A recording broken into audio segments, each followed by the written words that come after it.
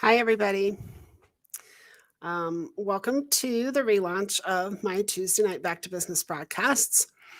I want to thank you if you're tuning in tonight and say hello.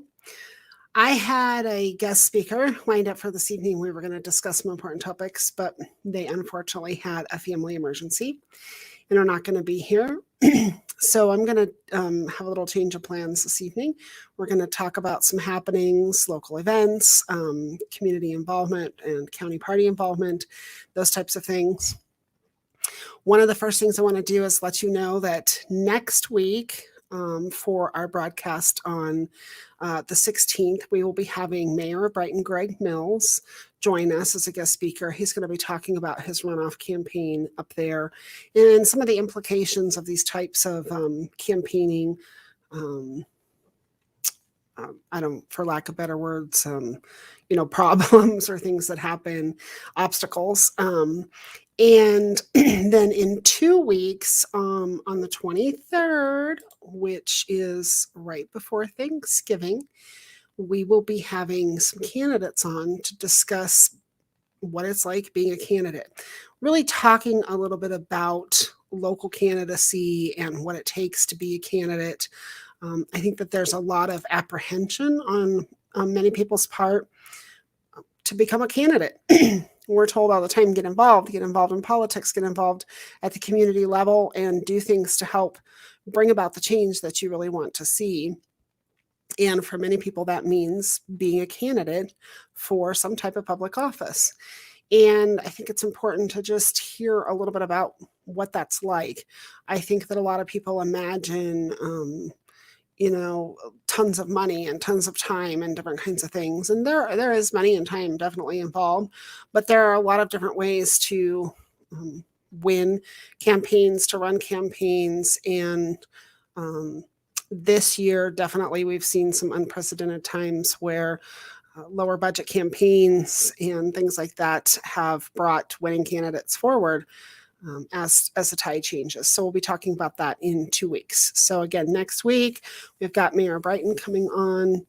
And then in 2 weeks, we're going to be talking about what it means to be a candidate and maybe demystifying some of that for the public. And then we'll just continue on with a multitude of different subjects. I am working right now on getting a guest from the IPOC organization. This is something I want to tell you a little bit about tonight. IPOC stands for Industrial Property Owners Consortium. This is an organization that's starting here in Adams County.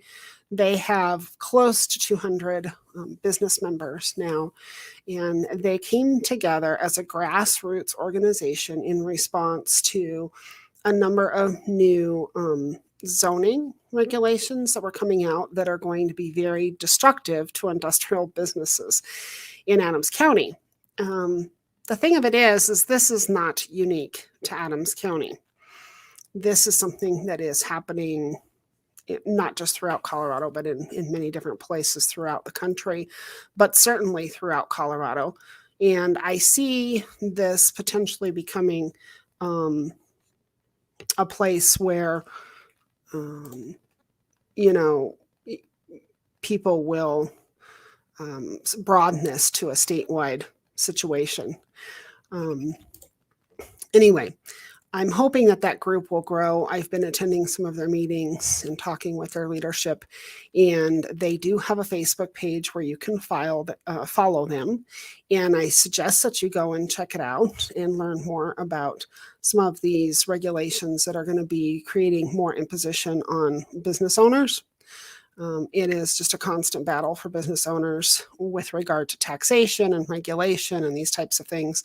And some of these new plans that county commissioners, statewide commissions, and those types of things are implementing are business killing types of plans. Really, literally, they are so cost prohibitive and inescapable that many businesses will not be able to continue to operate. And at least they will not be able to continue to operate in certain counties and places where these are going into place. But as these problems spread throughout the state, then we will certainly see a lot of these industrial businesses suffering. These are the businesses, folks, that build buildings, they build roads, they transport your goods back and forth, they weld the bridges, they fix your cars. This is just a ridiculous overreach into a number of different industries. So we need to find out about that. Hopefully, I'll be able to get one of their leaders on here, and you can look forward to that. So this is not going to have the punch tonight that I had hoped it would with my guest speaker as my first week back in the relaunch. But this is just a grassroots talk we have every week, trying to bring issues from the community forward and interesting topics, things that are of importance to people.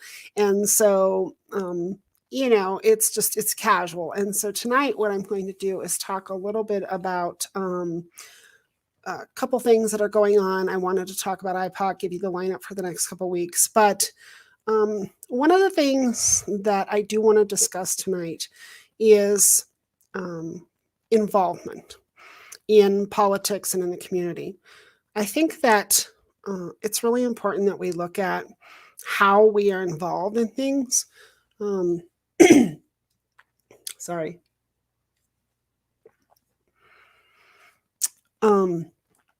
On social media, I'm constantly seeing, well, let me just put it this way. Social media has now become a 24-hour a day, 7-day a week political argument platform. It feels like almost every single thing that is even on social media at this point is so politically charged. And there's such a tremendous amount of division. We already knew that social media was in a lot of ways harmful to our social interactions. We have seen studies and know very much that social media is certainly been detrimental to creating good social skills in people, particularly young people.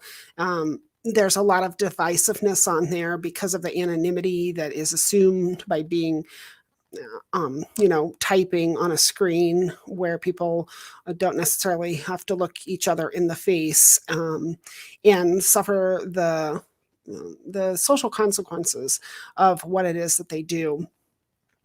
But anyway, through social media, one of the things that I'm constantly seeing right now is this chatter, and it's been going on for a long time. This is nothing new. This was going on, it's been going on. But I started really recognizing it a lot in the beginning of 2020. And I think that some of the candidates and the things that have gone on with the Republican Party have increased this problem. But there is still certainly a lot of dissent from the Republican Party as the predominant conservative party. And people are still talking a lot about their, discontent with the Republican Party. Just want to remind you too that if you have a comment or something, please post it, or questions, things like that. And I will do everything that I can to get to those and respond to those as quickly as possible. So anyway, with the Republican Party and the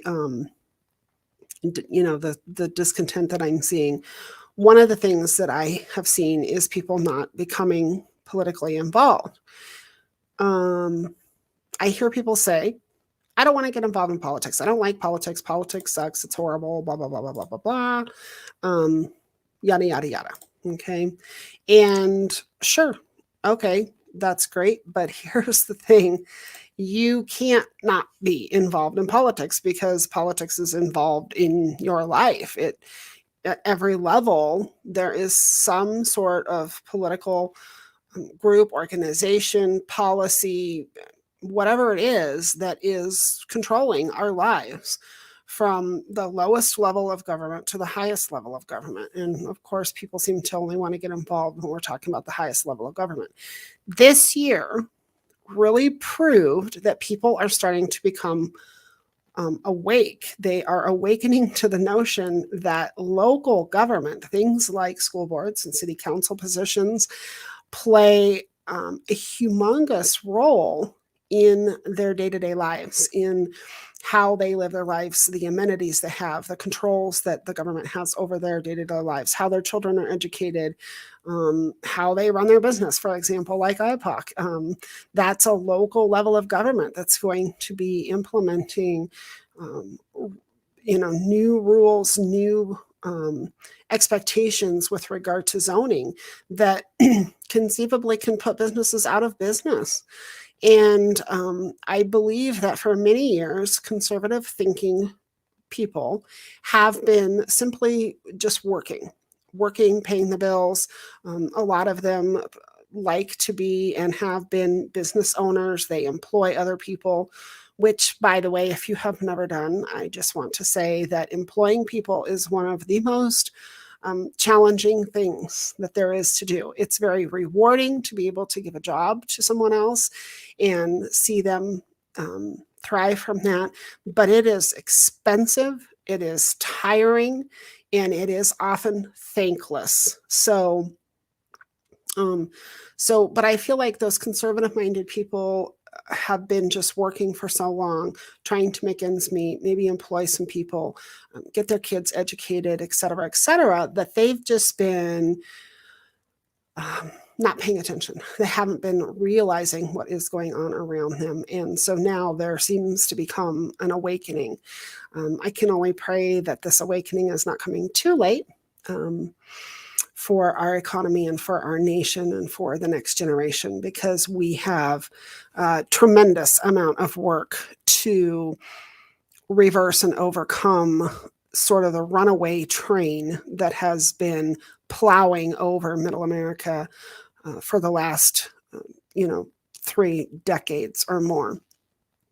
And then certainly with this extreme socialistic perspective that is coming forward, the overreach of government and that type of thing. So a lot of people are angry at the Republican Party. Okay, you're angry at the Republican Party. I understand that. I've said this before on broadcasts. I've talked about this before. You don't want to be in the Republican Party, that's fine. But not being in anything, not doing anything is not fine.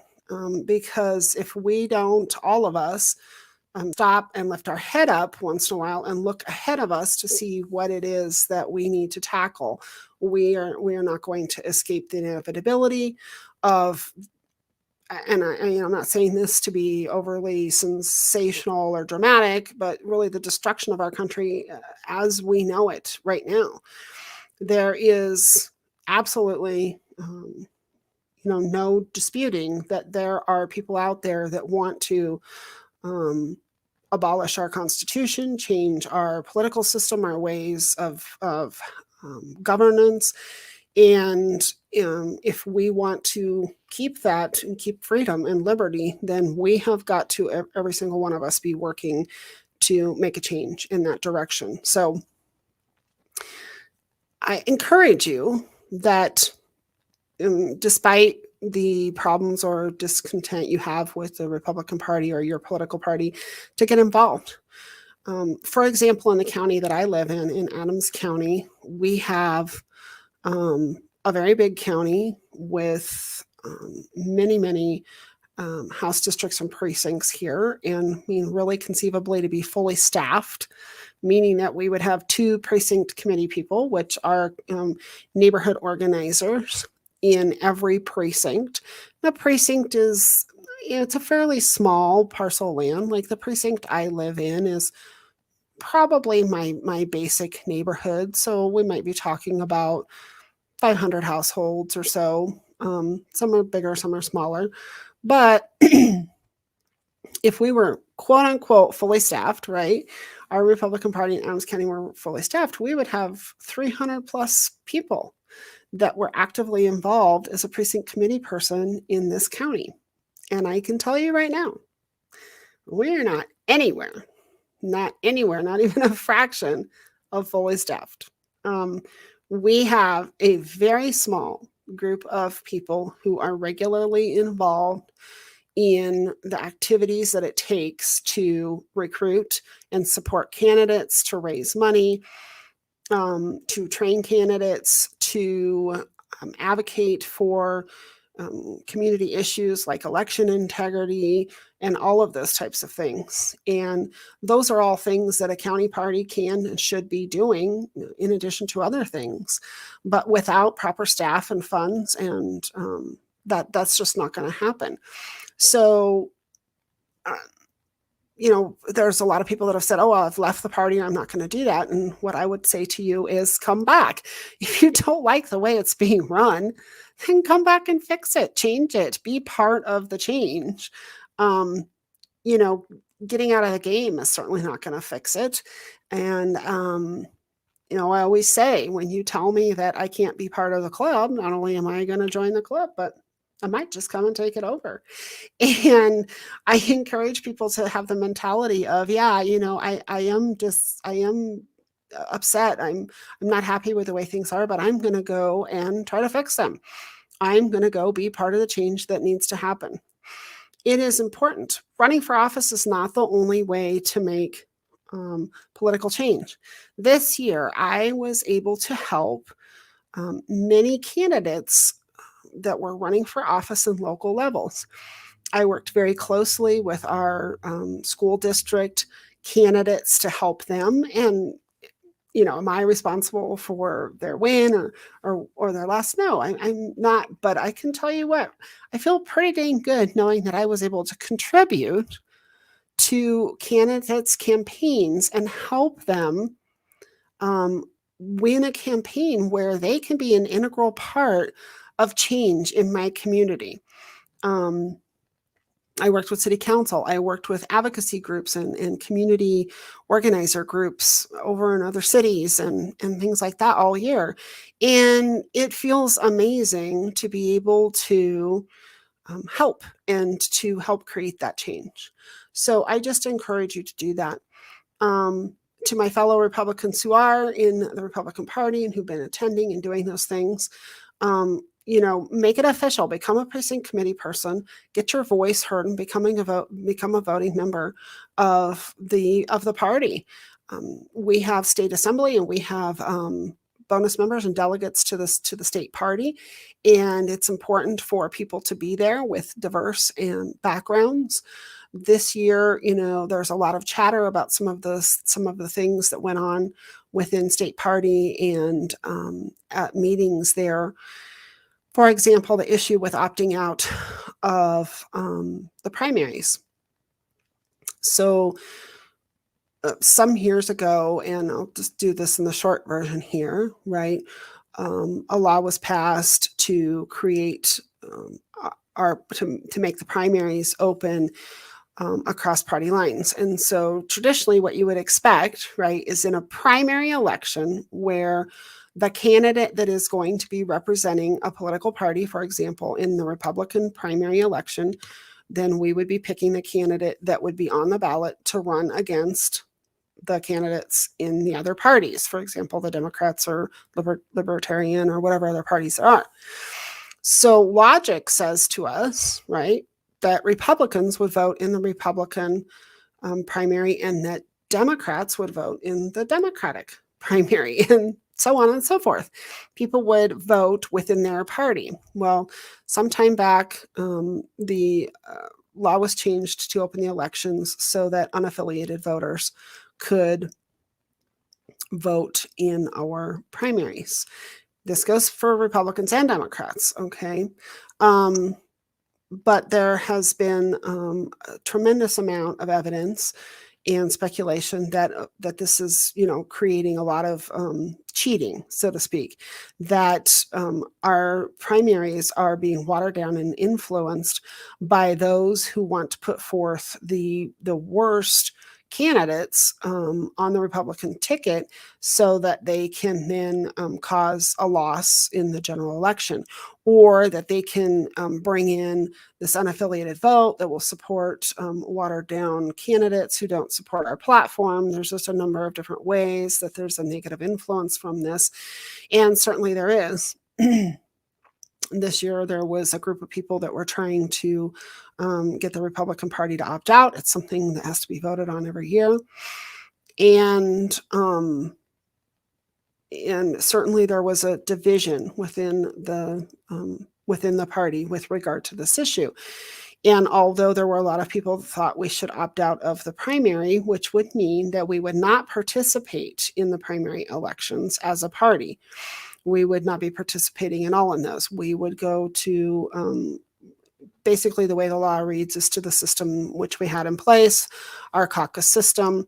And even though there's a lot of speculation about how we may have been able to change that caucus system over the next 8 months or something, the general belief was that sitting out of primary elections while the Democrats are still holding primary elections and getting out there and getting their candidates exposure and experience and drawing support from unaffiliated voters. The problems with really representing even all of the Republican voters out there that aren't able to participate in the caucus program, caucus program, for lack of better words, process, that aren't able to participate in that process. There's just a tremendous number of reasons why this was not a good idea without a proper plan in place to mitigate those problems. There's also a lawsuit coming forward, potentially, that the Republican Party is going to bring with regard to the constitutionality of the law, challenging that and a number of different things. But the reason I'm bringing this issue up is that there has been certainly a divide among people even within the party with regard to this issue. The opt-out was voted down. The majority of the voters, the bonus members and the people that represent the party, decided that it was not a good idea to sit out of the primary, that it disenfranchised Republican voters, especially those who have particular challenges. It basically was like sitting on the sidelines while the Democrats ran a primary. There was just a number of different things that came forward, and it was voted down. The important thing is it was voted on, and there was discussion, and there are people who are looking at resolutions. And despite the fact that many of us within the party didn't see eye to eye on exactly how this should be done or the timing of this, most of the people in the party want the right thing. They want strong candidates who are winnable in general elections to be representing the party. And we just have to figure out exactly how we can make that happen. Anyway, if you become involved, if you're in the Republican Party, you get to help make these decisions. Sitting on the sidelines, you don't get to help make those decisions. So it's very important to formalize your activity and your role in your community involvement. The other thing I want to encourage you to do, and I've encouraged people to do this before, but it's worth saying again, as we're entering a new year, 2022 will bring about a lot of elections. These are going to be bigger elections. We have congressional elections going on, senator elections going on, of course, in the state of Colorado, House representative positions are open at the state level as well next year. A lot of county positions, everything from county clerk and recorder, treasurer, commissioners, and all kinds of things are up for election next year. So this will be a huge election cycle as we're coming into. But again, I just want to encourage you that as we go into that election cycle next year, to really step aside from whatever it is that you might not like about one of the parties, about the Republican Party or whatever, and utilize the infrastructure that is there to help get candidates in office who will be true public servants, who will represent a conservative platform, and who can help us get where we need to be. Someone's commenting, so many very large, important elections next year. Yes, there are. Which begs me to say, I'm going to be trying to recruit candidates again. Need people to be ready to run for office in all of those elections. which brings me to the next quick topic I want to talk about. If you don't already know this or you're not familiar with this year, Colorado was redistricted. We went through redistricting for our congressional districts and all of our state legislative districts. So, when we get the census that comes out every year, it's like, every so many years we get the census, and we're like, the census, people don't like it, and a lot of people don't like the idea of being counted, whatever. But the census and a number of other different things helps us determine how many people we are going to be having represent us over there in Washington, D.C. So this year we had the redistricting, reapportionment was done, and we actually did gain a congressional seat. So super quick civics, if you don't already know this, which probably most of you watching this do, but for anybody who might not, right? Each state has 2 senatorial positions, and then your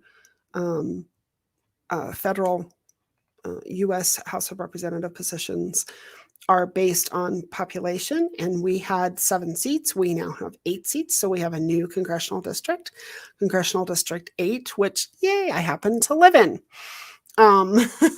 Of course, with it being a new congressional district, it will be a heavily sought position, and we're seeing candidates come out of the woodwork left and right. I believe one of our first candidates, one of our first strong conservative candidates that declared in that district and expressed her direct intent to run for the district was Jules Gray. So go Jules, Jules for Colorado. Go check out her website and her Facebook page, please. Give her some love and support. But anyway, in addition to that, the boundary lines for all of our state Senate and House districts were also changed. And so you're going to go into 2022 with elections for House districts throughout Colorado for the Colorado House of Representatives. And you're going to be you may be in a completely different House district. Now, you might live in the same House district number that you did before, okay? Still doesn't mean the district will be necessarily the same. So a lot of people still live within the district, but instead of the district going off this direction on the map, it goes off this direction, or includes a whole different group of people. My House district changed. I was living in 30. I'm now going to be living in 34. My Senate district changed. My congressional district changed. And I want to encourage you to go to the Secretary of State's website once this gets solidified, and keep track of where you're living and make sure you're following your candidates and your representatives, and you know who it is that you need to be holding accountable. If you go to the Colorado Redistricting Commission website, there are interactive maps there that you can look at to see where the districts moved and what they are and where you will be living. So when you go to Colorado Redistricting, just Google it. It's simple. You get there. There's a link at the top menu that says maps, and you click on maps. And at the very top, it starts off with the congressional district maps, but about halfway down the page, you'll see where it says the state legislative maps. And then you can click on that. There's one for the representatives and then one for the senators. And there's an interactive one that's a blue hyperlink at the top of the page on each of those. And when you click on that blue hyperlink, then you can zoom in to your house and see where you will be. They are all final maps. Of course, everything has to be finalized in court. And I do believe there's still some arguing going back and forth about a number of these different decisions. So it's not to say that there couldn't be some sort of change, but for the most part, those are the final maps that they've come up with. And this was a redistricting commission that was put together last year, supposedly bipartisan, with Democrats, Republicans, and unaffiliated voters all sitting on that commission. There are certainly differing opinions about how balanced and good of a job they did in drawing those lines. But it is neither here nor there. The point is they have been redrawn. They will be officialized, and you will need to know where you're living. So please make sure you check that out if you haven't already checked that out. Okay, so the last thing that I want to do is to ask you to please put on your calendar April 26th. Justify will be sponsoring or co-sponsoring. We will be helping sponsor an event that is being organized by the Youth Federalist Initiative. It is a senatorial candidate forum. It will be held at the Independence Institute on February 26th in the evening. I'd like you to put that on your calendar and start to look forward to that event, please. I think it will be a great opportunity for you to come and see some of the senatorial candidates and get to hear from them. I'm expecting we will have more forums and debates open among our primary candidates throughout the spring, and certainly if Justify can be involved in helping promote those, we will be. But check out Youth Federalist Initiative and what they're doing. Put that date on your calendar, save the date for that event. Again, I just want to encourage people to formalize their involvement.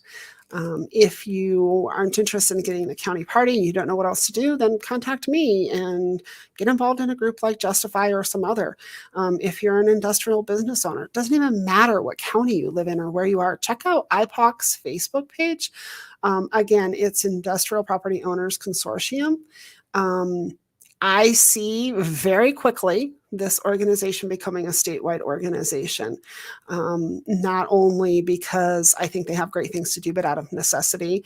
I think that if people in multiple counties started to really look up at what's going on around them and how they're being governed at the county level, they will start to see impacts on their businesses as well, as many of the state commissions are just pushing down the plans that they have at that state level to the counties, and the pressure is there to make changes. So that's kind of my to-do list. Please formalize your involvement. Put April 26th, the Senate Forum on your calendar. Check out IPOC, and then please plan to tune in next week to meet with Mayor Brighton Greg Mills, and in 2 weeks to talk with some candidates that ran for a local office this year. And we're really going to be talking about candidacy and what that means and how your average everyday person comes to be a candidate, and demystifying some of that. So this was a great election cycle, by the way. I worked a lot this year with a lot of different candidates, did a lot to get us through that date. And although every single one of the things I worked on didn't come to fruition, and not every single seat that we wanted did, but I am telling you what, people are waking up, and we turned a tremendous amount of seats throughout the state of Colorado. But really, we saw some landmark things happening throughout the country, and that is very good news for conservative-minded citizens who want to see things like individual liberty, promotion of industries, economic stability, the end to government overreach, and limited taxation in place. It's good news. It's good news for those folks and for all of us. So anyway, sorry I couldn't have my guest speaker on tonight, but I hope this was good information. And I will really look forward to seeing you next week again. Have a blessed and wonderful week, and just defy all of the socialism and communism and government overreach in our life. Do it actively with spirit every day. Thank you.